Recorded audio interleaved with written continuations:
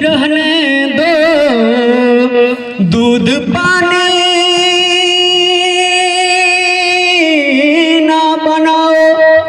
अरे शेर तो शेर होता है, गीदड़ की कहानी ना बनाओ। वतन मेरा निराला है, इसे हम प्यार करेंगे। अरे लहर कैसी भी हो यारो, ये कश्ती पार करेंगे।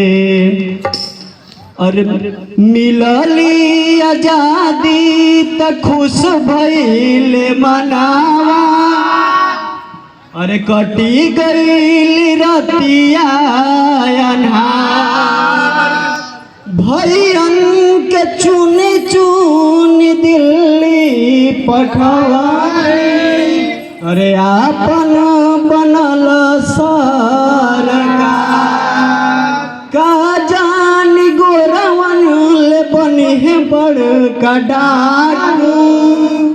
अरे लुटीली है देशवा, अरे फैलल देशवा में हो। अरे फैलल देशवा में भारी भ्रष्टाचार, गुजर कैसे हो सजनी। फैलल देशवा में हो, फैलल देशवा में भारी भ्रष्टाचार, गुजर कैसे हो सजनी। फैलल देशवा में हो, फैलल देशवा में भारी भ्रष्टाचार, गुजर कैसे हो सजनी। फैलल देशवा में हो, फैलल देशवा में भारी भ्रष्टाचार, गुजर कैसे हो सजनी। देशवा के धानवा विदेश में पठावे, देशवा के धानवा विदेश में पठावे।